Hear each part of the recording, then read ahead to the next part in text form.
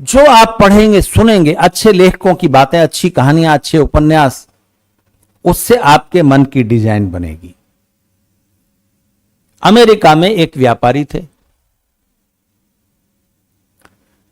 उनको अपने बिजनेस के सिलसिले में उन इंडस्ट्रियलिस्ट को एक शहर से दूसरे शहर, दूसरे शहर से तीसरे शहर जाना पड़ता था, और इसके लिए वो हवाई जहाज का इस्तेमाल करते थे। तो अगर आप रेगुलर फ्लाइट से जाएंगे, जैसे अहमदाबाद से आपको दिल्ली जाना है और दिल्ली से फिर चंडीगढ़ जाना है, चंडीगढ़ से आपको पटना जाकर के फिर अहमदाबाद लौटना है, एक दिन में ये सब करना है, तो आपको आपके टाइमिंग के हिसाब से रेगुलर फ्लाइट नहीं मिलेगी, वो तो अपने टाइम से जाएगी। तो इस टाइम के चक्कर से बचने के लिए वो हवाई जहाज रोज किराए पर ले लेते थे। वहां ऐसा है, एयर टैक्सी मिलती है, जैसे आप टैक्सी ले लेते हो यहां इस शहर में, यहां से वहां गए, वहां से फिर दूसरी टैक्सी ले ली, तो दूसरी टैक्सी बुलाने में, रुकने में कुछ 10-20 मिनट, आधा घंटा जाएगा। अपनी पूरे दिन के लिए टैक्सी कर ली तो बैठे उसमें चले गए।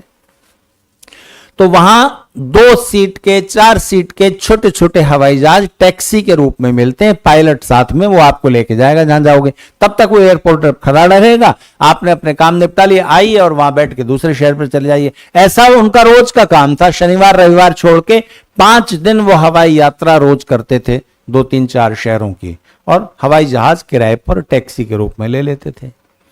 एक बार वो आसमान की ऊंचाई में थे और कुछ पढ़ रहे थे, पायलट के पास बैठे हुए थे, 2 सीट वाला छोटा हवाई जहाज।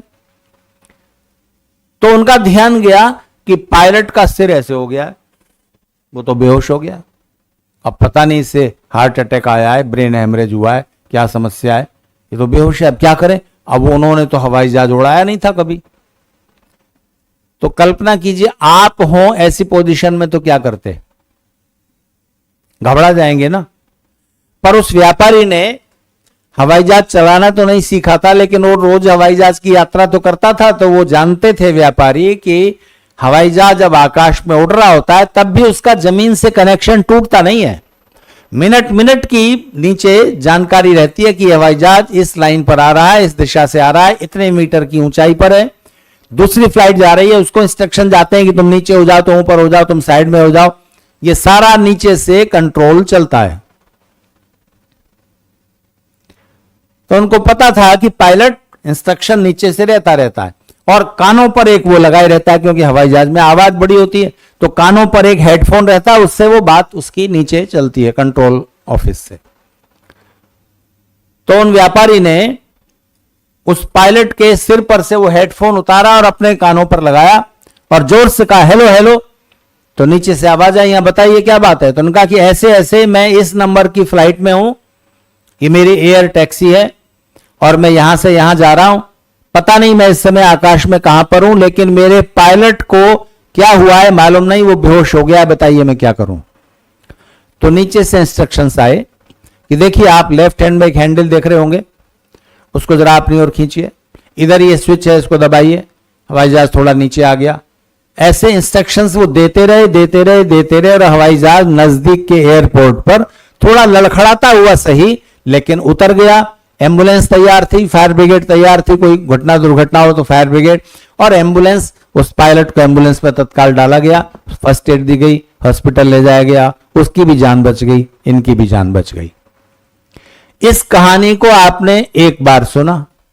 ऐसी ही दूसरी कहानी जिसमें संघर्ष आए, मुसीबत आए, परेशानी आए तो घबराना नहीं, उपाय सोचना। ऐसी दूसरी भी कहानी पढ़े, तीसरी भी कहानी पढ़े तो आपके मन पर संस्कार पड़ा। तो परेशानी में पड़ने से पहले जब आपने साहस की कहानियां पढ़ रखी होंगी तो आप मुसीबत में हिम्मत दिखा पाओगे।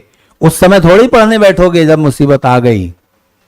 ठीक है, तो इसको कहते हैं संस्कार।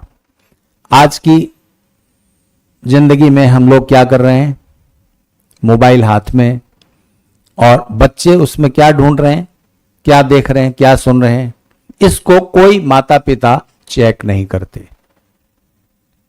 अगर उन्हें अभी से इस उम्र से अच्छे लेखकों की कहानियां सुनाई जाए, महाभारत की कहानियां सुनाई जाए, रामायण की कहानियां सुनाई जाए, पंचतंत्र की कहानियां सुनाई जाए, उनका मन नीतिमान होता जाएगा, उचित अनुचित की समझ जगती जाएगी, और जब वो जीवन के कर्म क्षेत्र में उतरेंगे एक अपराजेय व्यक्तित्व बनकर निकलेगा।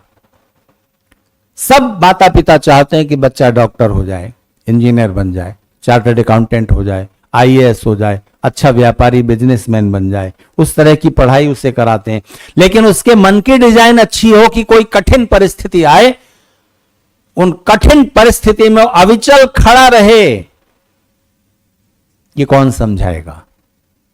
विवाह संस्कार की एक बात याद आई। विवाह संस्कार के समय जब पति पत्नी वर वधू अग्नि के चारों ओर घूमने लगते हैं तो वो परिक्रमाएं करते हुए पैर के नीचे एक पत्थर रख दिया जाता है, खास तौर से वधू के नीचे, पैर के नीचे। और उस रखे हुए पत्थर के कई संदेश हैं, उनमें से एक ये है कि देखो उन्नति का कोई भी ऐसा रास्ता नहीं है जिस रास्ते में मुश्किलें ना आए, डिफिकल्टीज ना आए। बोलो कौन हारेगा? डिफिकल्टीज हारेंगी कि आप दोनों हारोगे? तो डिफिकल्टीज को हारना होगा। अगर तुम्हारे कदम मिले हुए हैं, मन मिले हुए हैं, हाथ जुड़े हुए हैं, तो दो लोग मिलकर किसी कठिन परिस्थिति का सामना करते हैं तो उस परिस्थिति को सामना करना और उसको हराना आसान हो जाता है। परिवार के सब लोग जुड़े हुए हैं, 2 भाई 4 भाई हैं और उनका परिवार संयुक्त है, भले साथ साथ ना रहते हो, बिजनेस अलग अलग हो, लेकिन मन मिले हुए हो, बड़े से बड़ी कठिनाई आएगी, दुखों का पहाड़ आएगा, उसको वो मिलकर पराजित कर सकेंगे। सबसे पहले तो मन पर साहस के, कठिनाइयों को हराने के संस्कार पड़े हुए होने चाहिए। ये बात विवाह संस्कार के समय समझाई गई और अनेकानेक तरीकों से समझाई गई। समय समय पर वीर पुरुषों की कहानियां सुनाई गई बच्चों को, तब उनका चित्त ऐसा बना। हम उनको झूठी बकवास और मैसेजलेस कहानियां सुनने के लिए छोड़ दिया है हमने। मोबाइल हाथ में दे देते हैं बच्चे को, और इंटरनेट तो एक ओशन की तरह है, एक समुद्र की तरह है। उसमें मोती तो ढूंढने पड़ते हैं, समुद्र में आप जाओ तो मोती तो ढूंढने पड़ेंगे, लेकिन शार्क और ऑक्टोपस जैसी खतरनाक मछलियां और जानवर आपको ढूंढ लेंगे। यह है इंटरनेट, एक समुद्र।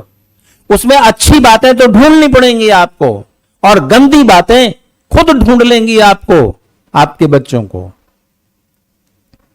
और मन की फिर दशा कैसी हो जाएगी।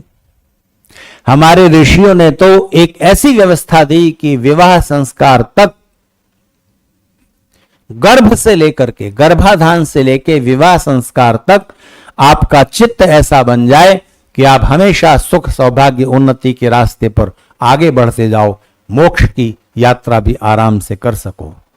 विवाह के बाद तो फिर वानप्रस्थ संन्यास और अंतिम संस्कार है। बाकी सारा खेल तो उससे पहले पहले तक का है।